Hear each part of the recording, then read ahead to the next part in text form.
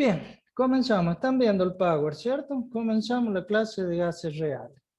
Las consideraciones entonces teóricas con respecto a la teoría cinética de los gases, habíamos dicho que el espacio en el cual se mueven las moléculas de este gas del que nos vamos a referir toda la clase y que va a ocupar el volumen del recipiente que lo contiene, ¿cierto? Ahora, esas moléculas que se están moviendo aleatoriamente en todo este volumen, va a existir una atracción entre ellas, que es la muy conocida fuerza de cohesión, hasta una cierta distancia, hasta un cierto límite. De allí hay distintas teorías, distintos puntos de vista, pero en función hace referencia a esta fuerza que es tipo campo gravitatorio, ¿no? Ya lo vamos a ver más adelante, más detenidamente.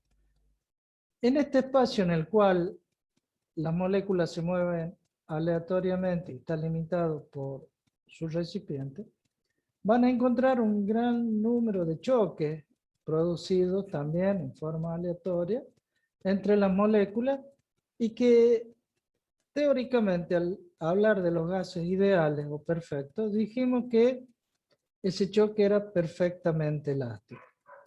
Y vamos a ver que no es tan perfectamente elástico. Estas son las primeras consideraciones en las cuales aquella teoría de los gases ideales, al tratar de determinar todos los valores que, como bien saben, pueden definir el estado del sistema, va a variar con respecto a lo que nos dice el laboratorio y lo que dice la teoría. Este desvío de los ahora llamados gases reales se van a justificar un poco desde lo que sería la teoría cinética molecular, ¿sí? Entonces, ¿cuáles serían esos límites de aplicación que encuentran esta ecuación de gases ideales o gases perfectos? Cuando el gas se acerca, como habíamos dicho ya en la teoría de gases ideales, porque en ese entonces dijimos, para tales condiciones se cumple. Y esas condiciones eran disminución de su temperatura y por estar sometido a elevadas presiones. Es decir que, hablando como límite a que se aplican, sería cuando el gas está sometido a muy bajas presiones o cuando el gas está sometido a muy elevada presión, ¿verdad? Es decir que estaríamos hablando que hay un desvío de aquella hipérbola equilátera si colocábamos, de acuerdo a la ley de Boyle-Mariotte, en un eje PB, presentaba matemáticamente, ustedes saben que X por Y igual a una constante, si despejan Y, va a quedar una hipérbola equilátera matemática. ¿Qué quiere decir esto? Que es asintótica y simétrica a los ejes, ¿verdad? Esa sería la ecuación matemática que representaría el P por B igual a una constante.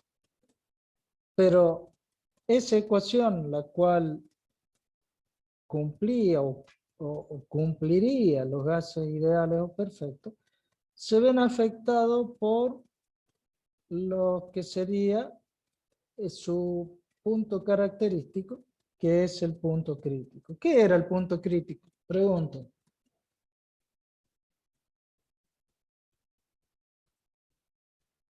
¿No saben? ¿No se acuerdan? No Puede ser, contestan. profe, que es el punto en donde se encuentran los tres estados de la materia. No, es el punto triple. Es cuando está el hielo, el agua y el vapor, ¿cierto? Ese punto triple. El punto crítico es aquel en que instantáneamente pasa el agua al estado de vapor. Mejor dicho, al estado de gas, ¿no? Porque también hay una diferencia, justamente que lo delimita esta isoterma crítica.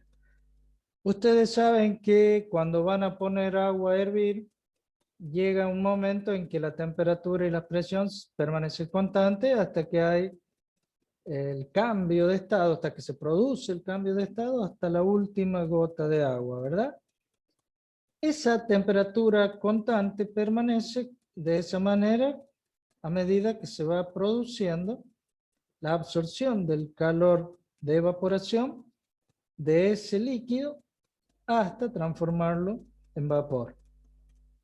Si yo le subo la presión, va a haber un punto, y le subo la temperatura, en que esa temperatura constante que se produce el cambio de fase de molécula a molécula, lo hace en forma flash, lo hace en forma instantánea.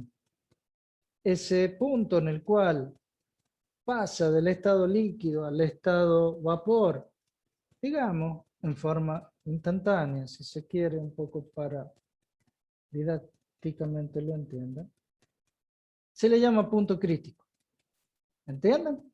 Es decir, que aquella recta de la campana de Gauss en el cual permanece constante la temperatura y la presión, desaparece, se transforma en un punto. Por lo tanto, la isoterma que pasa por ese punto no va a ser exactamente una hipérbola equilátera, sino es un punto de inflexión. ¿Qué quiere decir un punto de inflexión en matemática?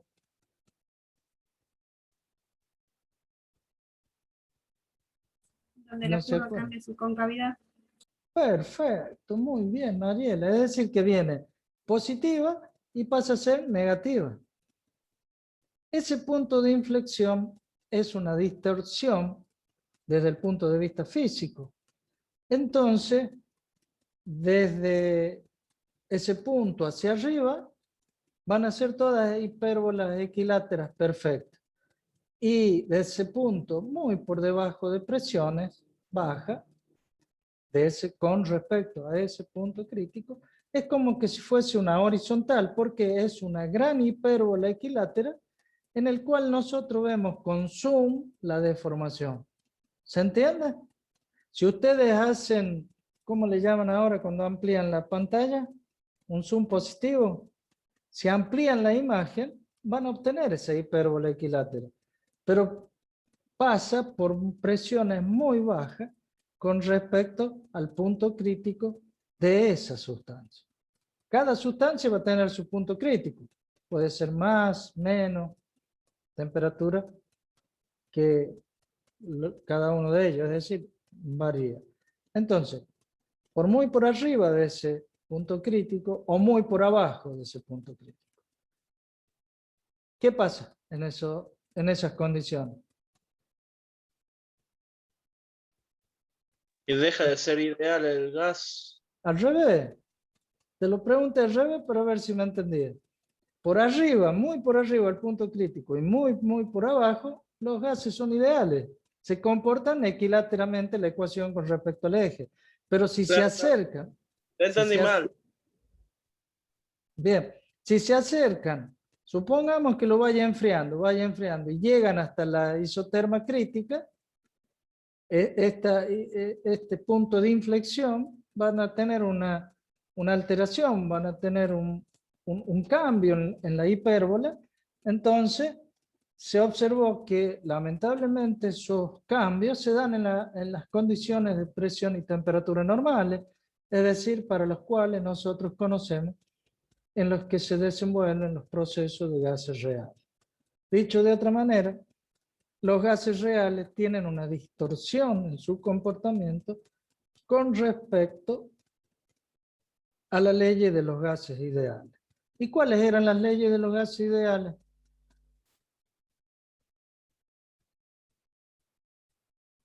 Pregunto. Por lo menos, ¿cuántas eran? 3. Uno dice 3, otro dice 2, y a mí me parece que son 4. La de Boyle, la de Gauss, la de Charles Gauss, Rousseau y... Joule, la de Joule. Ah, la Jules tiene razón. Ustedes se tienen que acordar de las 3 componentes de la ecuación de estado más Joule. ¿Cuáles son los 3 componentes? La temperatura Presión, constante volumen, temperatura y la otra la unión. y la energía interna. Ya se me olvidó, doña Mariela. La energía interna dependía solamente de la temperatura cuando colocaba esos dos recintos, uno a muy alta presión y otro a baja presión, y luego lo hacía expandir, ¿se acuerdan? Veía que variaba la presión, variaba el volumen, pero la temperatura no variaba, y demostró que la energía interna tampoco variaba. Ahora no lo puedo hacer esa demostración porque todavía le falta el concepto del primer principio, pero cuando veamos el primer principio volvemos sobre la ley de Joule y ahí les demuestro por qué él decía que su energía interna no variaba. Entonces, como son los dos únicos parámetros del sistema que no variaban, quiere decir que estaban relacionados proporcionalmente uno con respecto al otro. Esa sería la cuarta ley. ¿Sí? Bien. Entonces, para esa desviación en ese punto, que es un punto de inflexión de la isoterma, no cumple, mejor dicho, para temperaturas inferiores y a presiones en las que se desarrollan los procesos reales, no cumple con las leyes de gases ideales. Viendo esta desviación que se da en los gases reales, se empezó a trabajar con lo que se le da en llamar los estados correspondientes. Los estados correspondientes es la presión y la temperatura con que trabajan los gases reales respecto a un estándar, respecto a un parámetro en el cual nosotros conocemos para cada una de las sustancias. Y como sabemos que la curva de inflexión y lo que nos produce la alteración en todo lo que atañe a los gases reales era el punto crítico, entonces se tomó esto como referencia. Y se dijo que va a existir una relación entre los estados del sistema con respecto a las condiciones críticas. De allí surgió esta ley, este principio. Recuerden que una ley es que todavía no se la refutó, todavía no se demostró algo que la contradiga y se lo toma como tal. Por eso también tomamos como ley de los gases ideales la Boyle, Charlier y Lussat en sus dos presentaciones, en sus dos obsesiones, ¿no? Pero bueno, son principios. Lo mismo Joule. Todavía, aunque después se demostró con Joule Thomson que había una desviación y fue demostrado con el ensayo del tapón poroso, que lo veríamos como último punto del tema. Entonces dice que los gases se comportan de manera diferente a determinadas temperaturas y presión, pero se comportan de manera similares o parecida o tiende a ser algo constante cuando se acercan a las temperaturas y presiones normalizadas respecto a las presiones críticas. De allí que se toma un factor Z para todos los gases, que es aproximadamente mismo a presión y temperatura reducida, lo que recibe el nombre de principio de estado correspondiente. Ahora, ¿qué son esas temperaturas y presiones reducidas? Ya lo vamos a definir. Por lo tanto, la ley de estados correspondientes dice, dos o más gases se hallarán en estados correspondientes cuando sus coordenadas reducidas tienen el mismo valor. Entonces, una vez que empezaron a trabajar con estas coordenadas reducidas, vieron que esa distorsión, que teóricamente para los gases ideales debía ser P por B sobre T una constante, habíamos visto que no era tan hipérbola, no era tan perfecta las curvas. En caso de hipérbola de Boyle, ¿se entiende, no? Porque las otras eran una recta. Bien, entonces esa distorsión, en el caso de la ecuación de estado P por B sobre T, no va a ser 1, por ejemplo. No va a ser una constante, sino le ponen un valor Z.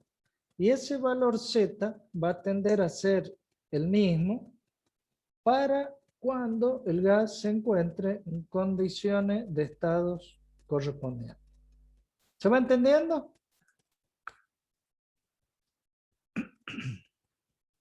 Pregunto, si dudan vuelvo, si no sigo, porque esto es importante para lo que viene, chicos. Profe, en cuanto a la relación esa que hay en el estado de los gases, ¿A qué era se le llama? Sí, respecto al punto crítico, ¿era? sí, señor, todavía no las definimos, allá vamos. Pero, ¿me entendieron, cierto? La idea fue que, en un principio, que todas las leyes de Boyle-Mariotte y Guy-Lussac y la de Joule cumplían para todos los gases. Después se fueron al laboratorio, tecnología de por medio, inventaron una serie de aparatos como para ir midiendo, entre ellos el termómetro, por eso surgió el principio cero después de todo esto y se le llamó cero, porque se dieron cuenta que necesitaban algo con que medir. Como eso avanzó la tecnología para medir en los laboratorios, dijeron, bueno, vamos a medir lo que dijo Boyle-Mariotte, Charlie Guy-Lussac, y se dieron con determinadas desviaciones.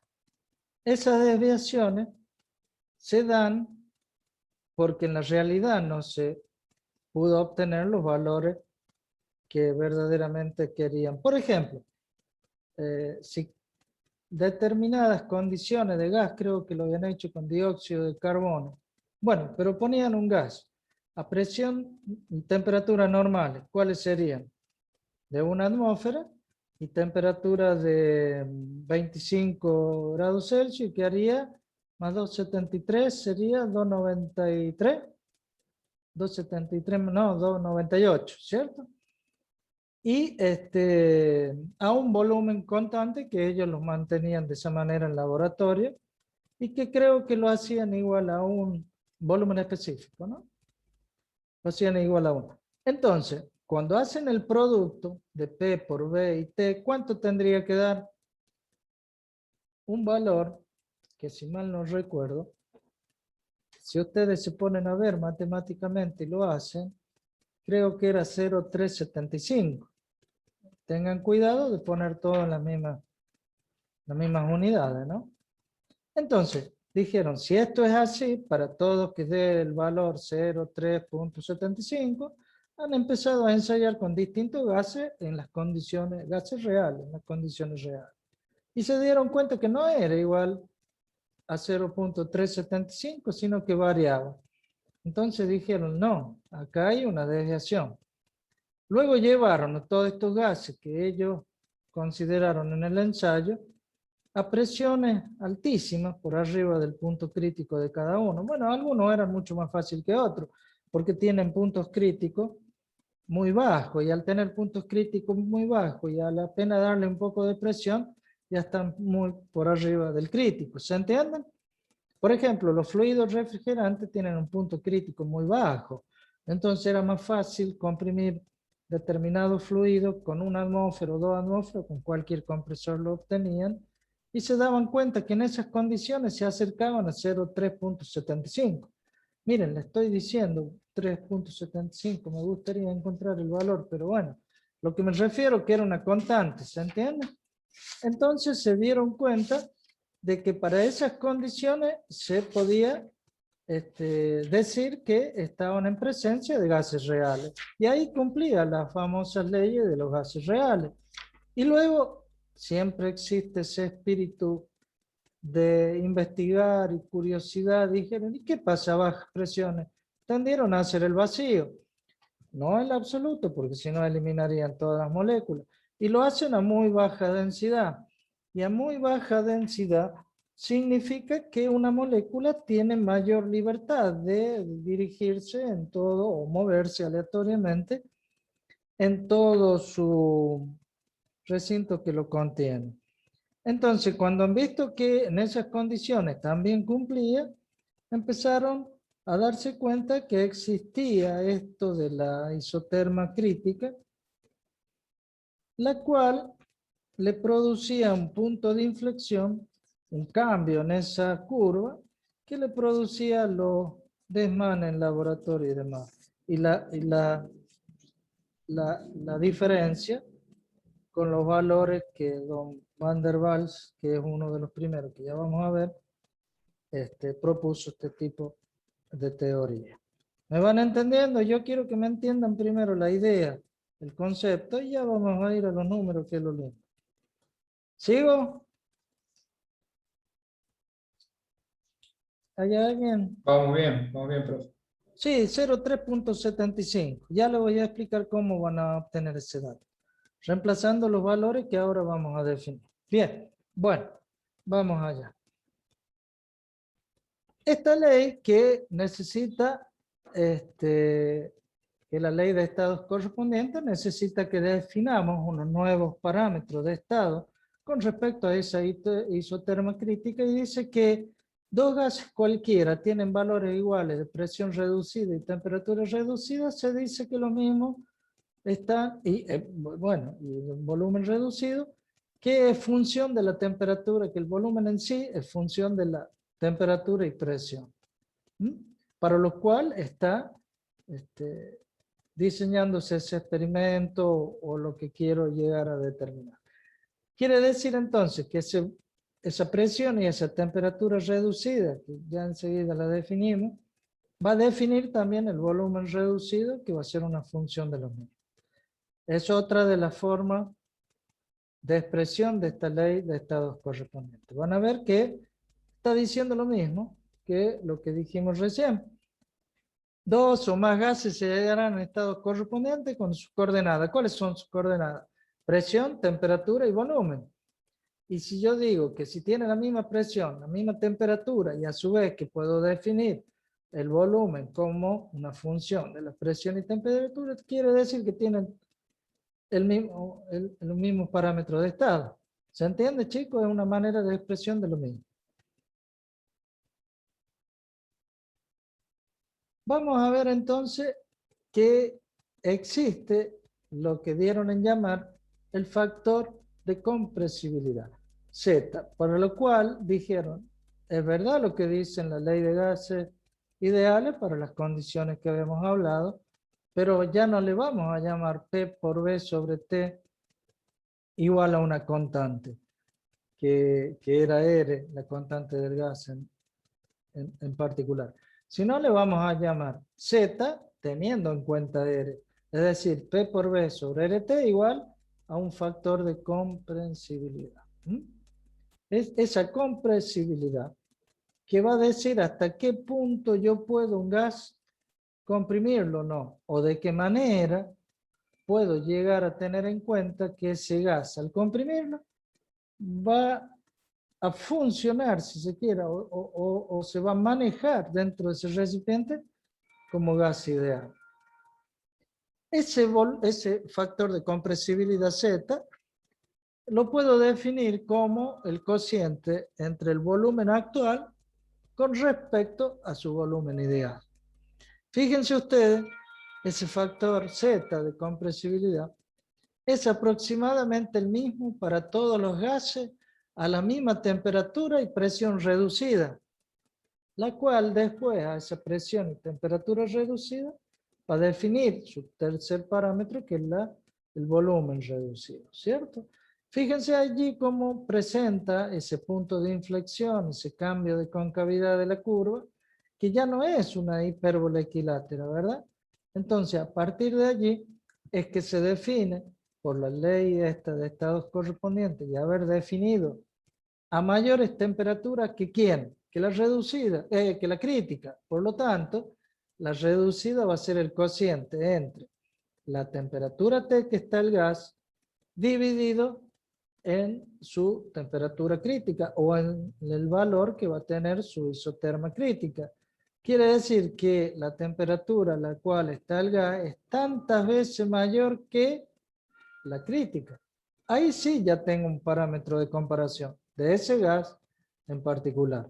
Lo mismo la presión reducida se define como el cociente de la presión que está en ese recipiente del gas con respecto a la presión que debería tener el punto crítico de esa sustancia. Recuerden que ahora la ecuación es P por V sobre RT, donde ya no es R tan constante, sino esa constante va a depender del gas en estudio. ¿Sigo? ¿Me van entendiendo?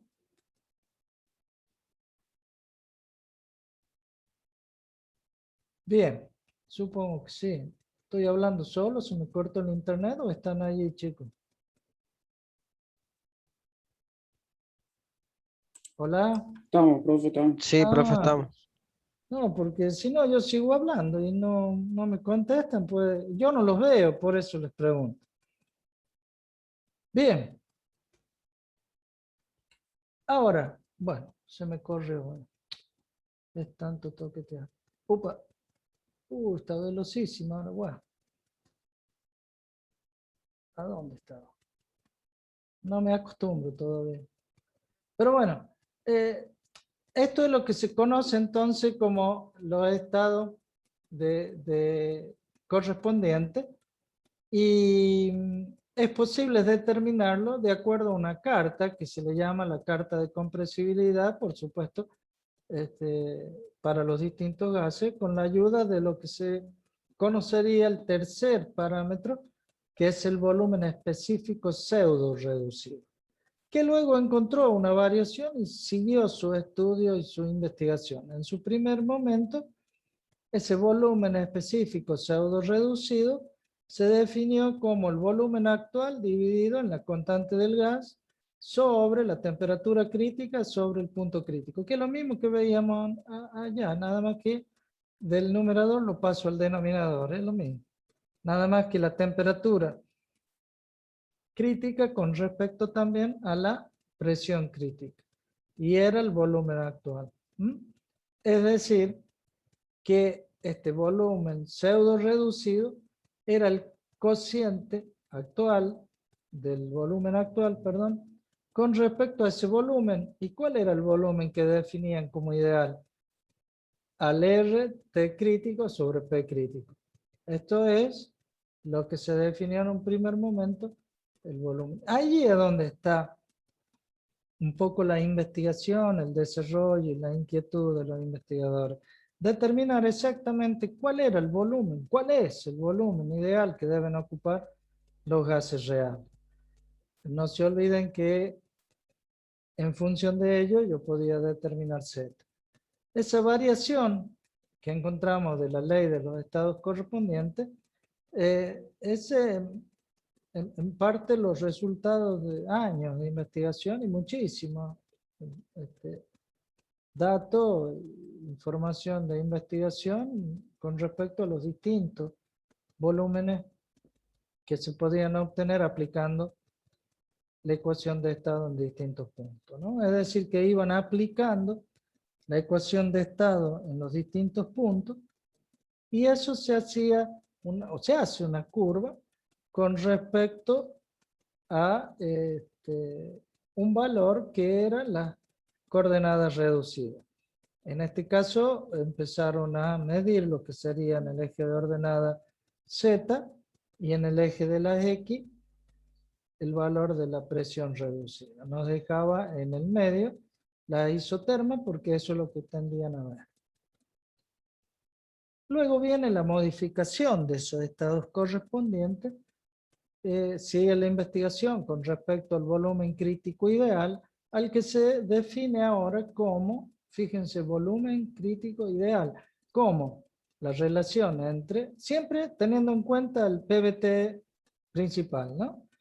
Pero ¿qué tiene en cuenta ahora? La relación esta, como les decía, del punto crítico con respecto a la presión crítica. ¿Cuál es la diferencia?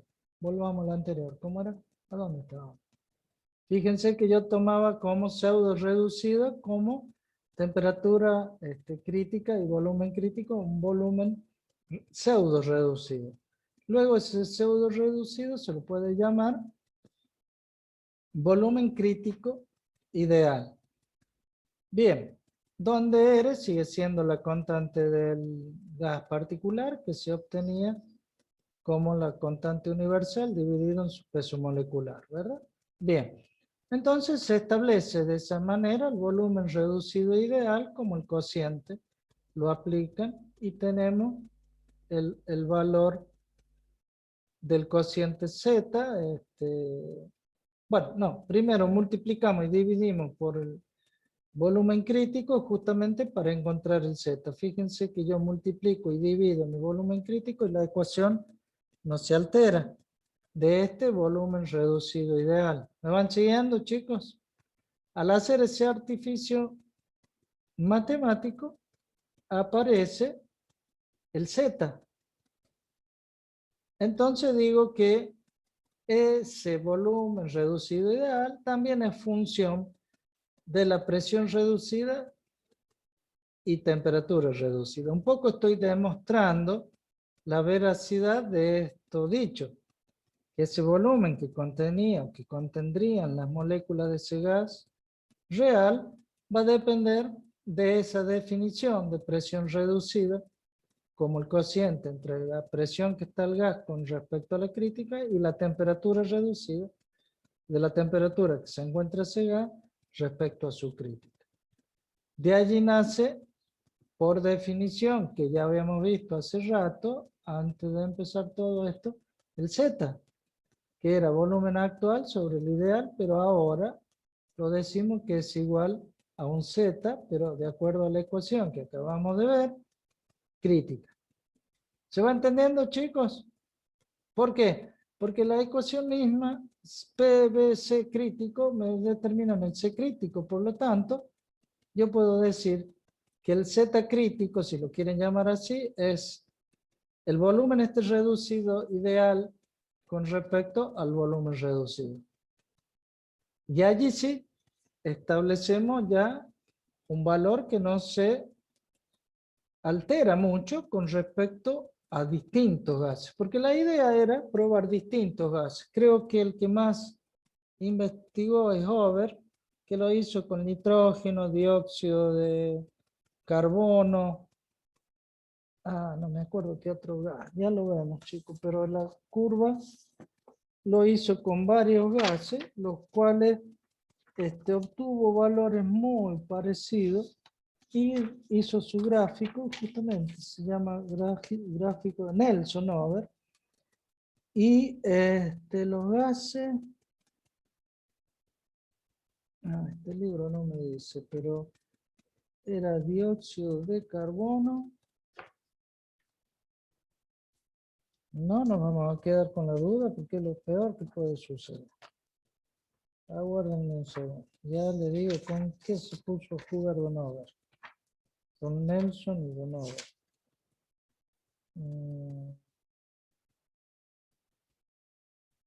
Sí, dióxido de carbono es uno, nitrógeno es el otro. Y me faltan porque eran 6. Y ahora no lo voy a encontrar. ¿Por qué así es? Mientras tanto me pueden preguntar algo, los escucho.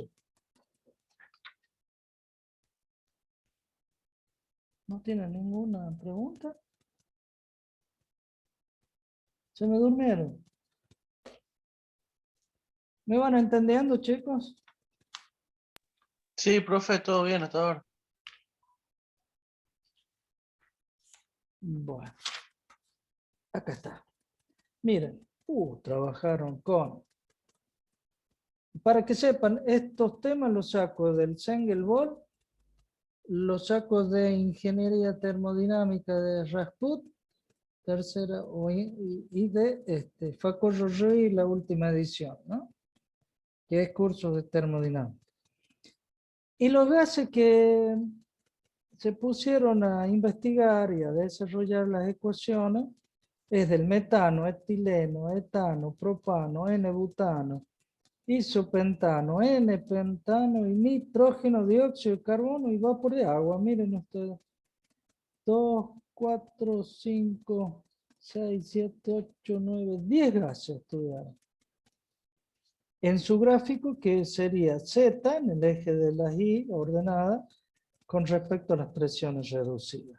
Y han obtenido para los valores que tenían previsto que iba a ser igual lo que ellos querían que así sea, o mejor dicho, que ellos demostraron que para todos los gases sucedía, por lo tanto le llamaron a esta ley de los estados de esos gases, correspondiente ¿a quién? Al teórico. Por eso le llamaron ley de los gases correspondientes. Mejor dicho, que demostraron que lo que había dicho Boyle-Mayor y Gay-Lussac para esas condiciones que ahora se estipulan, puede cumplir con lo que se le da en llamar gases ideales. Por ejemplo, ¿por qué estudiaron el vapor de agua? Porque estaban pensando justamente en el clima, porque el vapor de agua en toda la atmósfera es como que estaría a muy baja presión. ¿Y cuál sería el gas en este caso?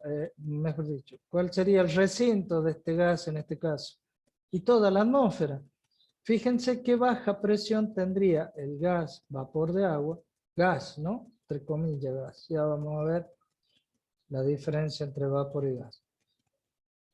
Pero por eso estudiaron el vapor de agua y se dieron con que a tan bajísimas presiones que está sometido este gas en la atmósfera, que lo pueden aplicar las leyes de gases ideales y con ello fácilmente se puede demostrar que lo que sería correspondiente a las presiones, temperatura, humedad relativa, todo el estudio que hacen de la climatología lo pueden hacer con respecto a la termodinámica. Tan es así que en la segunda mitad de la materia luego vemos mezcla de gases y vemos mezcla de gases ideales, mezcla de gases reales, como verdaderamente existe y aplicamos todos estos conceptos. Por eso es importante que ustedes me vayan entendiendo y que lo puedan asimilar de una manera práctica, ¿no? Para que vean la utilidad que tuvo todo este estudio. Entonces, tenemos la ley de estados correspondiente que definía un Z, esa constante. Luego vieron que ese Z seguía variando con respecto a los valores reducidos. De allí es donde sale la constante que yo les dije, porque al aplicar, si hubiese sido todo como tal cual quiso mejorarlo don Van der Waals, al aplicar la ley de estados correspondientes, él dijo, bueno, si tomamos la isoterma crítica como tal y dividimos los valores críticos, presiones críticas, temperatura crítica para un volumen determinado de ese vapor de agua, el valor de Z, para esa ley de estados correspondientes, tiene que ser de 0,3.75. ¿Qué fue lo que hizo? Reemplazó en el PBT los valores críticos y lo tomó, por ejemplo, a las condiciones del agua y tomó un valor 0,375. Por eso dijo que el Z crítico debería tener ese valor, en el cual la presión creo que era de 22 atmósferas, la temperatura de cerca de 100 grados Celsius y así. Y el volumen para el cual hacía referencia. Y sacaba el valor de 3 octavos, que era 0,3.75. Ya les voy a explicar bien a qué se refiere. Pero bueno, recuerden ese valor constante que quería Van der Waals, ya vamos a ver quién fue y por qué lo nombró tanto, mejorar su ley con respecto de esta ley modificada. Bien, ¿me van entendiendo? Le voy haciendo un pantallazo general de cómo fueron las investigaciones y el desarrollo para ir después particularmente a cada uno y después volvemos al final sobre el desarrollo y la conclusión final. ¿Me van entendiendo? Pregunten. ¿Tienen duda? Bueno. Entonces, en los gases ideales o perfectos se cumple el PBI, un volumen a temperatura igual a una constante, de donde SB sub I era RT sobre P. Para los gases reales no se cumple aquello, sino que P por B reducido o pseudo reducido, como quiso llamarlo en su primer momento, sobre T igual a un factor que es un coeficiente de compresibilidad del gas, que nos dice hasta qué manera puedo yo comprimirlo o no, a ver si tiene un comportamiento de gas ideal. Ese coeficiente Z de compresibilidad es función de la presión y temperatura. Si dividimos la ecuación 1 con respecto, perdón, la 2 con respecto a la 1, nos va a quedar la definición que vimos hace rato, que era igual al volumen reducido con volumen ideal es igual a Z. O bien que el volumen reducido era igual a ese factor Z por el volumen B sub I. Es un poco la demostración matemática de dónde salió lo que físicamente lo pensaron. El coeficiente este de compresibilidad se lo utiliza en las ecuaciones, en todas las ecuaciones, por ejemplo, en la PV ZRT, o PV con respecto a la masa, o PV con respecto al número de moles. ¿Se acuerdan todas las formas de expresión de la ecuación de estado? Nada más que la ecuación de estado de gas real va afectado por este coeficiente de compresibilidad, que de acuerdo a los resultados experimentales dijimos que dependía de la presión y la temperatura a que se encontraba este determinado gas. De esa manera, yo puedo decir que al haber una diferencia y una variación, lo hago con respecto a la ley de estados correspondientes, lo cual lo coloco a los valores de las presiones con un parámetro conocido que es de ese gas en particular, la coordenada reducida o la isoterma reducida, y para ello defino los valores de estados correspondientes, que reemplazándolo por cada uno de su definición, fíjense que P coloco en función de P sobre P crítica, lo mismo T sobre P crítico y B sub R también, lo cual fíjense ustedes que haciendo la agrupación de los términos correspondientes, queda que aparece un Z reducido como por definición P crítico, B crítico sobre T crítico, en función de los valores de ese punto crítico le llamo un coeficiente de compresibilidad crítico, porque para cada punto de ese gas yo voy a tener una temperatura y una presión crítica y un volumen que fue el desarrollo y el estudio que le llamaron en este caso volumen crítico, para el cual se produce ese cambio flash de estado, el Z de compresibilidad crítico.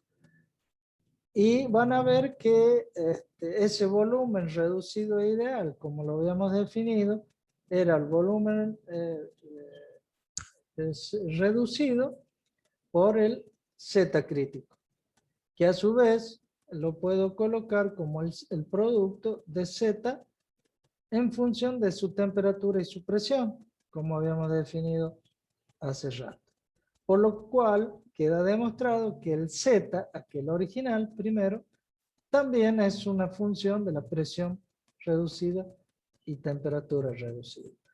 ¿Se entiende, chicos? Lo que ellos querían definir, que aquel primer valor de Z que encontró de Van der Waals, que es un poco el hito del cambio de toda la ecuación de estado, porque es quien dio la primera observación sobre la ecuación de estado de los gases ideales, le demostraban a él mismo que había un cambio, si bien es cierto, estaban de acuerdo un poco con la desviación de su ley con respecto a este coeficiente de compresibilidad, pero ese coeficiente de compresibilidad a su vez había que referirlo a un valor que era el valor de un coeficiente de compresibilidad crítico.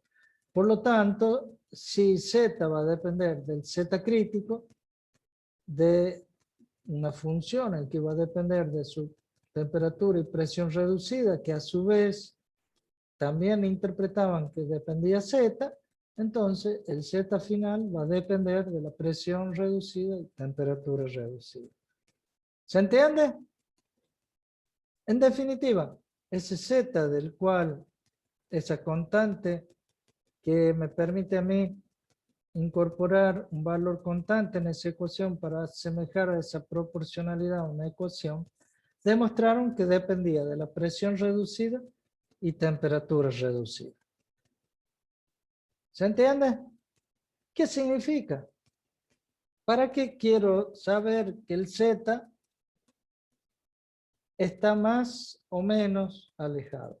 ¿O está parecido? ¿O cumple? ¿O se mantiene? Por esta simple razón. Miren, si yo en el eje de las ordenadas coloco el coeficiente Z y en el eje de las X y la P reducida, voy a tener lo que se le da en llamar el gráfico de compresibilidad. Y lo que me va a quedar son las curvas representantes de las distintas isotermas, es decir, que la temperatura permanece constante en las curvas. Y vamos a analizar primero y principal cuándo era igual a 1.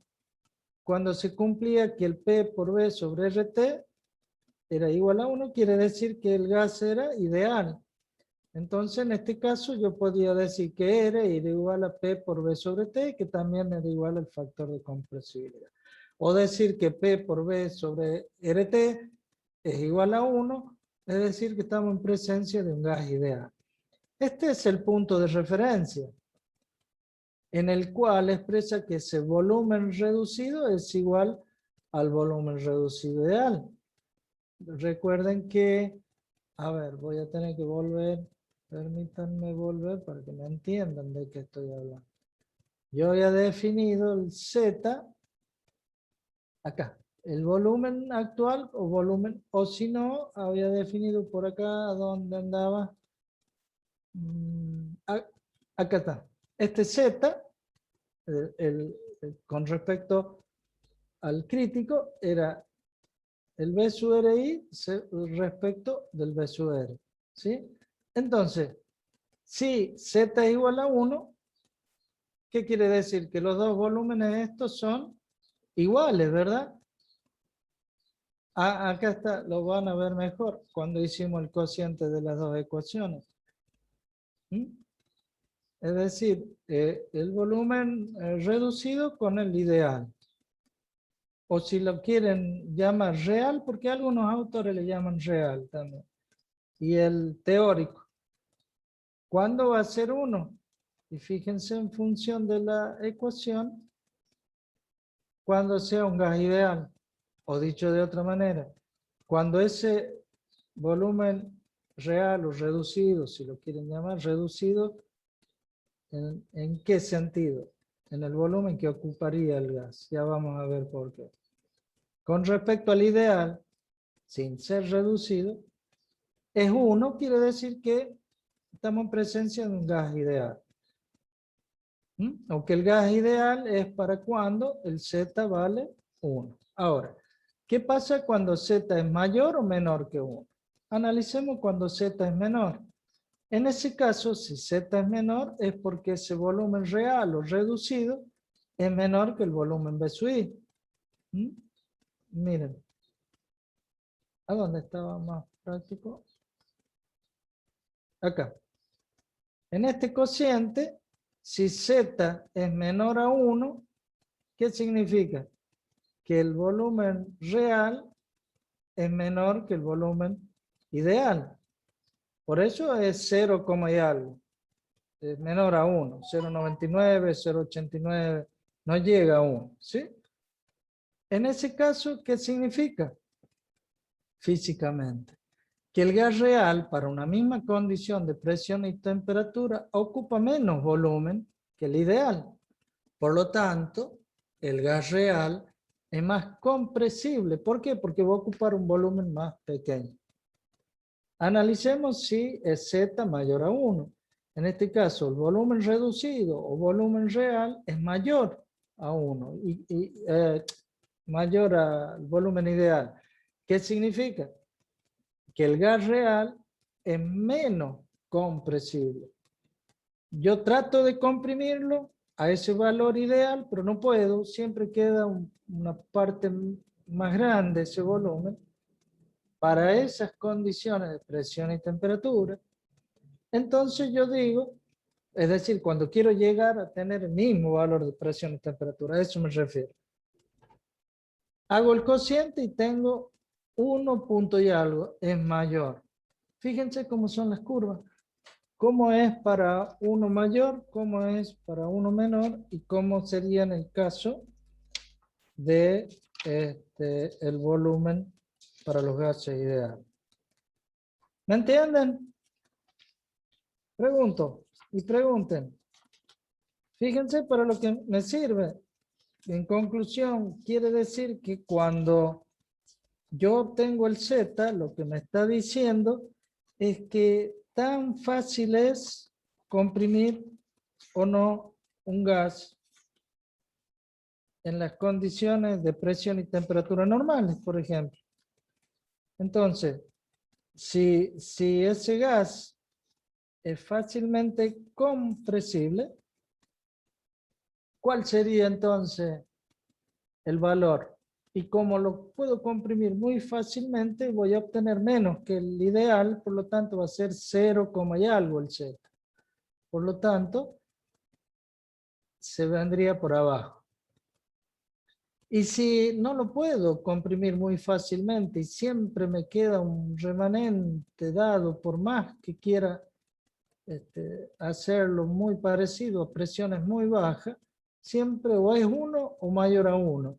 Entonces es poco compresible y esa relación nos da una curva y ahí da los distintos ejemplos para los distintos gases, los cuales ustedes pueden apreciar cada una de esas curvas. Fíjense qué tan importante es conocer el valor de compresibilidad de los gases. De allí nace la muy conocida curva o gráfica que la generalizaron de compresibilidad, en el cual mido el Z correspondiente en el eje de ordenada con respecto a su presión reducida. Lógico, cada una de ellas va a representar una isoterma. Y bueno, analicemos qué quiere decir. Fíjense ustedes que para valores de Z igual a 1, todos comportarían como gas ideal. Hay algunos que se acercan, hay otros que se alejan. O mejor dicho, hay isotermas que se acercan y hay isotermas que se alejan. ¿Cuál creen ustedes? Isotermas reducidas, ¿no? Fíjense qué significa que sea una isoterma reducida de 2. ¿Cómo se definía la temperatura reducida? Como la temperatura aquella a que estaba el gas con respecto a su crítica. Si es 2 veces mayor a la crítica, estamos a muy altas temperaturas. Entonces, a muy altas temperaturas, todos los gases, cada uno de estos simbolitos, representan uno de los gases, fíjense. Miren, acá la tenía, la curva. Heptano, a esa temperatura reducida le iban incrementando la presión reducida, que la presión reducida se definía como la presión a la que están haciendo el ensayo respecto a su crítica. Si tiene 2, por ejemplo, quiere decir que 2 veces el valor de la crítica. Si es 1, es porque son iguales. Y miren que hay un punto de inflexión en 1. Hay un mínimo y de ahí comienza a subir. Sube, sube, sube y tiende a 1. Es decir, que a muy altas presiones y a muy altas temperaturas tienden a ser los gases como ideales. Esto es lo que buscaban los investigadores demostrar. Para esa isotermia. Y han notado que existe para las distintas temperaturas desviaciones.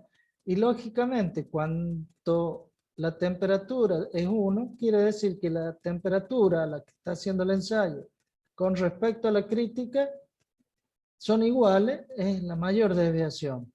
Pero cuando tiende a 2 veces la crítica, se acercan. Lo mismo para las presiones. O la otra, para presiones menores, muy por debajo, también tienden a ser 1.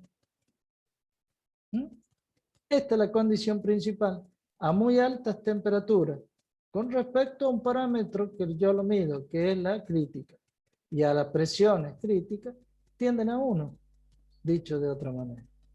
¿Se entiende? O a presiones muy altas y temperatura que 2 veces, si es 2 veces la crítica, y a presiones muy elevadas, también porque van a estar muy lejos. Permítanme volver a la curva inicial. Miren, ¿qué quiere decir? Que este punto es el punto de inflexión, ¿verdad? Perfecto. A muy altas presiones, por ende, a muy altas temperaturas, Si es 2 veces este valor, estaría por acá. Es decir, ahí andaría la hipérbola equilátera. ¿Ven ustedes el mouse mío? La flechita. Sí, profe, Hola. se ve. Bueno, por ahí andarían. O la otra condición, a muy bajas presiones. Por acá.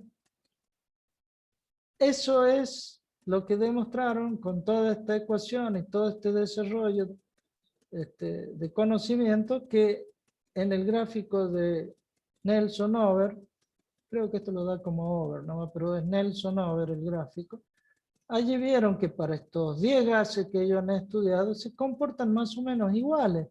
Entonces cumple la ley de estados correspondientes. ¿Por qué? Porque van a tener el mismo valor de Z para 2 por lo menos parámetros de estado reducido, que era la presión reducida y la isoterma esta reducida. Por lo tanto, tienen el mismo valor Z, que a su vez su Z dependía de su valor en función de las presiones y temperaturas reducidas. Por un lado, demostraron que la ley de estados correspondientes mejorada cumple, y por otro lado, demostraron que las leyes de los gases que habían estudiado en su primer momento, que esa desviación, de acuerdo a la teoría y a las condiciones, también era cierto. Bien. ¿Dudas? ¿Inquietudes? ¿Puedo seguir? Ahora vamos a ir a lo particular. Vimos lo general, cómo hicieron para entender ese coeficiente Z, y vamos a ver, bueno, sería la curva, la campana, el punto crítico. En esta zona está el comportamiento de gas ideal, comportamiento también de gas ideal, muy por lejos de la isoterma crítica, y es lo que le acababa de decir, lo que le dice la bibliografía, ¿sí? Bien. El gráfico de la desviación del comportamiento. Acá hay otro gráfico que lo da este libro muy bueno también. Fíjense que no es un PB, sino un TB, en el cual era una de las leyes de Charles Gay-Lussac. Y bueno, miren cómo se desvía un poco. Y luego, para las condiciones en las cuales está en gris, está prácticamente la recta que decía aquella ecuación de Charles Gay-Lussac. Entonces, esta zona, para volúmenes de, pongamos, de 10 en adelante, y para temperaturas, a ver a dónde estarían las temperaturas. Sí, podríamos considerar por arriba de 100, ¿m? Y para 10 kilopascales hasta 600 y sería 110 metros cúbicos por kilo. ¿M? Esa es la zona en que delimitaría que trabajarían como gas ideal. Quiere decir que cualquier punto que ustedes de este gráfico cayeran en esta zona, están seguros que pueden trabajar con el PBT sin ningún inconveniente. Pero si ese punto trabajan a 1 megapascal o menos quizá, y a menos temperatura, van a estar en la zona bifásica, van a estar dentro de la campana, lo cual es la desviación más grande que se encuentra de los gases reales con respecto a los ideales. Y fíjense que son las condiciones en las que, bueno, queda reducido cada vez menos a lo que sería el uso de los gases reales en la realidad. Como ven, entonces, la ley de ecuación de estado es conveniente para hacer un modelo y lo teórico llevarlo a lo real mediante ciertas consideraciones para luego obtener cada uno un valor correspondiente de un Z, de comprensibilidad con respecto a cada uno de sus gases, que verían la desviación en las condiciones del estado de ese gas con respecto a la ley de ecuación de estado. Luego nacieron, después de esta discusión que puso todos los investigadores de esa época, entre ellos el que dio el puntapié inicial, como le dije, la ecuación de Van der Waals. Hay una serie, ¿no? Hay toda una historia sobre las ecuaciones de estado de los gases reales, pero se toman las que puntualmente tuvieron mayor preponderancia en el estudio y en la investigación de los gases reales. Uno de ellos fue, bueno, como les dije, Van der Waals. Después viene Beatty-Bridgman, Benedict Webb-Rubin. Y luego, por último, ya con la modernización a cuesta, teníamos lo que se da a llamar la ecuación viral, que es la que con una computadora bien colocado su valor en el laboratorio me puede dar una tendencia hacia una ecuación de estado de los gases reales más satisfactoria. Vamos a analizar cada una de ellas. La primera, que es la ley de Van der Waals, tuvo en cuenta dos parámetros con respecto a la teoría cinética molecular que había hablado, que era, le incrementaba un valor constante a la presión y le restaba lo que le dan llamar Van der Waals el covolumen, es decir, el volumen que ocuparían las moléculas. No se olviden que hay dos discrepancias, dos ecuaciones, o mejor dicho, dos parámetros de ese estado que estaban en investigación, que era el volumen en sí, que verdaderamente ocupaban esas moléculas, y la presión. ¿Debido a qué? Y bueno, justamente, como estábamos hablando de la teoría cinética del gas, de la energía cinética que tienen estas moléculas, es decir, la velocidad. De allí viene el estudio de lo que se propuso en estudiar Van der Waals, decir que un volumen finito de gas contiene un gran número de moléculas. Ya conocíamos el número de Avogadro, ¿verdad? 6,02 por 10 a la 23 moléculas por cada mol de volumen. Mol de moléculas se le llamaba, ¿no? Y dice que también los choques entre moléculas y las paredes del recipiente eran perfectamente elásticos. Eso eran las hipotéticamente teoría cinética. Las moléculas están separadas por distancias grandes en comparación con el propio volumen, con el propio diámetro, es decir, eran tan chiquititas que no se tenían en cuenta. Eso dice la teoría. Y que las moléculas no ejercen ninguna fuerza entre ellas, esta fuerza de atracción, ¿verdad? Luego, como vimos, Van der Waals lo que quiso es mejorar su ecuación, en el cual dijo, no, las moléculas hay que considerarlas. Las moléculas tienen un diámetro. Por lo tanto, entre ellas tendríamos, entre diámetro y diámetro, una distancia promedio que recorrerían antes de chocar. Esa distancia promedio, que es distancia promedio libre, le llamo, que es el recorrido que tendrían entre dos moléculas antes de su choque, tendrían en cuenta que cada una tiene su diámetro y en la distancia total yo le tengo que restar, disminuir esa distancia, la mitad del diámetro de cada uno. Suponiendo que tuviesen el mismo diámetro, yo le tendría que restar un diámetro completo.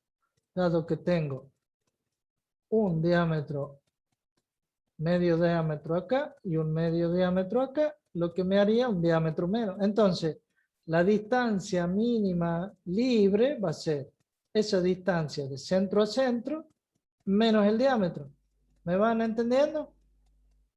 Y luego multiplico por una constante, que esa constante estaba en función del número de moléculas del volumen, es decir, el mol de moléculas que correspondía de acuerdo al número de Avogadro y toda la investigación que hizo.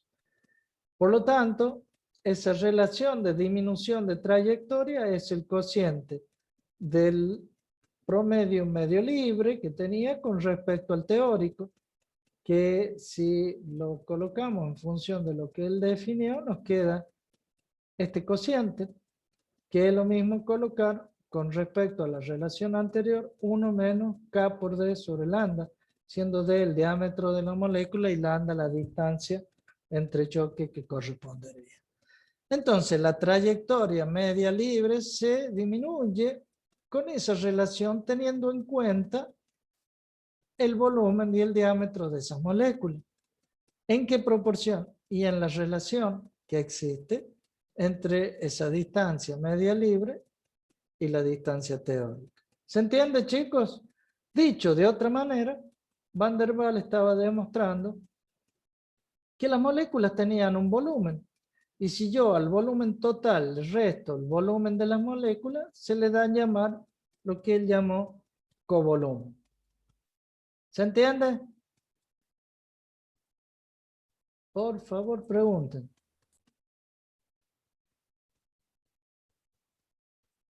Hola. Un sí, un golpecito. Dos es no. No me van a hacer evitar nada. Esto es una sesión. ¿Se me fueron? No, profe, sí se No, entiende profe. bien. Estamos, profe. Recién están volviendo de la cocina, se están tomando un mate, un cafecito y yo hablando solo, ¿no? Ya parecen sesiones espiritistas, como dicen mis compañeros. Bueno, lo mismo me pagan y tengo que seguir hablando solo, ¿qué va a hacer? Entonces, luego dijo otro supuesto de Van der Waals que la presión del gas depende también de los encuentros, es decir, de los choques que él supuso que eran elásticos y vio que no eran tan elásticos, sino que esa presión también tienen una influencia entre lo que sería la densidad, cuanto más moléculas haya en ese volumen, más presión habría, y en función de la velocidad. Y lógicamente, cuanto exponencialmente se disparaba la velocidad, mayor presión era. ¿Qué quiere decir? Que a medida que las moléculas estas chocaban con la superficie por unidad de área, ese choque, esa fuerza de choque por unidad de área me daría la presión. Y lógicamente va a estar también en función de la distancia media que recorrería en cada una de las moléculas. Y llegó a la conclusión de que esa presión era 1/3 de la densidad por la velocidad al cuadrado, teniendo en cuenta la distancia media que recorrería cada molécula aleatoriamente antes de producir un choque con las más cercanas. Fíjense ustedes cómo también la presión tiene en cuenta la velocidad y la densidad y esa distancia media antes de producir ese choque. Que a pesar de toda la teoría, decimos que no es tan elástico, sino que es algo inelástico, ¿no? Que hay alguna deformación de por medio.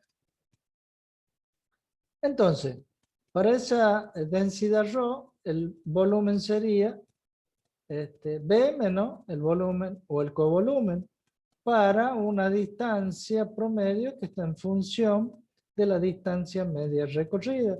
Entonces la ecuación sería P por B menos el covolumen. Es la primera gran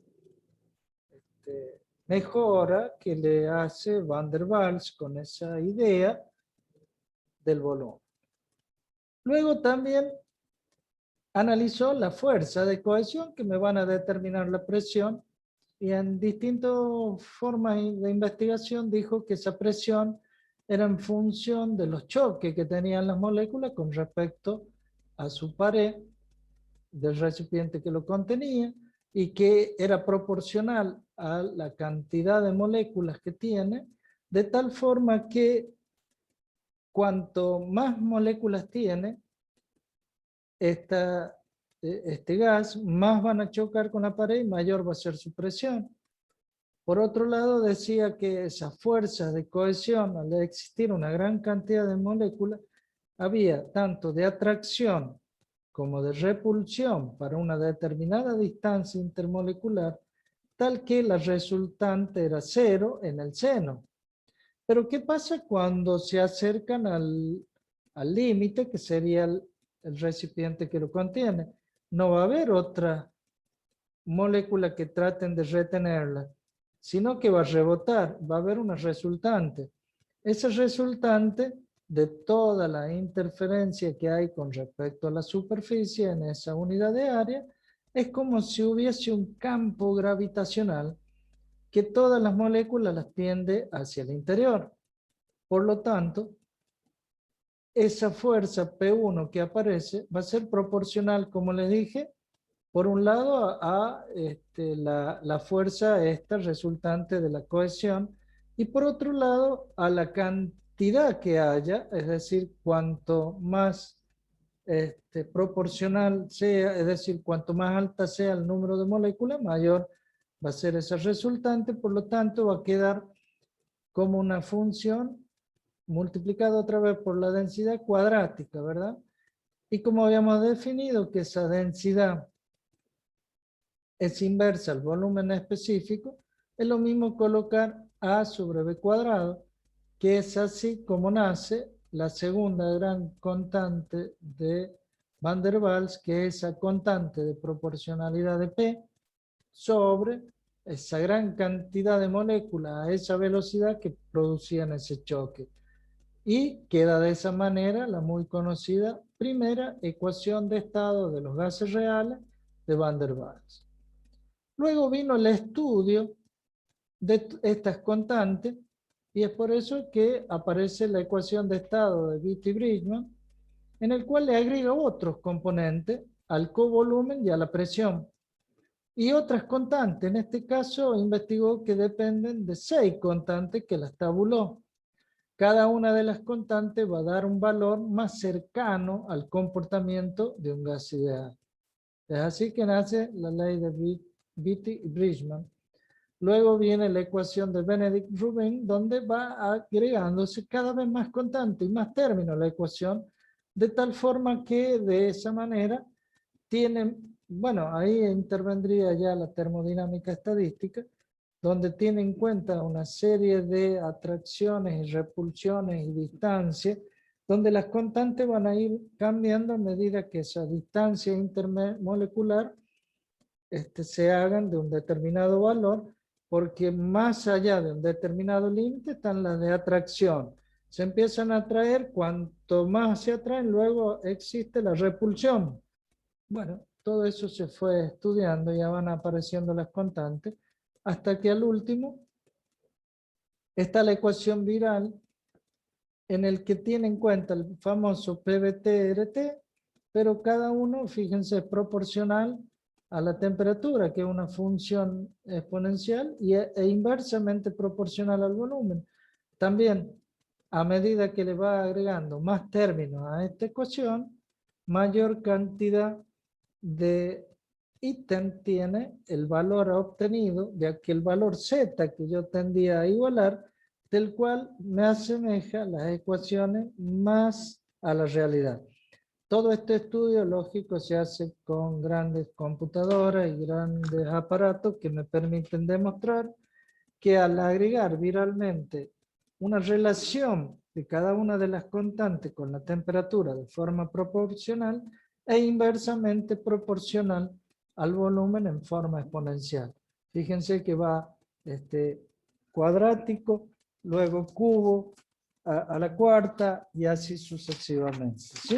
Lo que nos quiere decir que cada vez que aparece un término, que eso se calcula en el laboratorio, es en forma proporcional respecto a la temperatura, inversamente proporcional a esa exponencial de volumen, justamente por todo esto de la teoría cinética que trata de demostrar a través de la estadística y probabilidad cómo las ecuaciones reales van tendiendo hacia la ecuación ideal. Bien, chicos. O sea, profe, que cada término nuevo sería más chico, ya que en el denominador es exponencial. Claro, es más chico, pero va agregando un factor más a la ecuación, al valor de este z que vos querías obtener para cada uno de los valores críticos que corresponderían. En el caso del vapor de agua que habíamos tomado 0,375. Entonces, A lo mejor la ecuación viral te llega a 0, 3, 60 o 70, tanto, ¿entiendes? Cada vez que vos le vas agregando términos, vas conociendo las constantes, te vas a ir acercando más al valor ideal. ¿Está? Por eso es que para conocer un valor o el comportamiento de un gas real con respecto al teórico, tienes que aplicar más cantidad de términos. Lógicamente tienes que tener muy buenos equipos en el laboratorio para ir obteniendo esta función de T con respecto al volumen, a la cesta sería el siguiente. Luego, ves, ¿qué quiere decir volumen a la cesta? Que los comprimido más para esa función de temperatura. Imagínate los equipos que tienen que tener, ¿no? Pero bueno, eso es lo que se está atendiendo en la actualidad. ¿Se entiende, chicos? De esta manera, con las ecuaciones reales, se trata de llegar a lo que sería lo que habíamos visto al Profe, comienzo. disculpe, Sí, ya estamos en horas, le digo. Ya aviso. sí, ya estamos excedidos. Bueno, entonces me quedaría un solo tema, pero la semana que viene lo termino, que es el tapón poroso de Joule-Thomson, y de esa manera ustedes me entregarían el diagrama conceptual del tema 2, ¿sí? Lógicamente, veríamos el tema más el tema número 3. No sé si me entendieron, hay alguna duda, o estudienlo, mastíquenlo, dijéranlo, y la clase que viene sacamos algunas dudas para que ustedes puedan entenderlo bien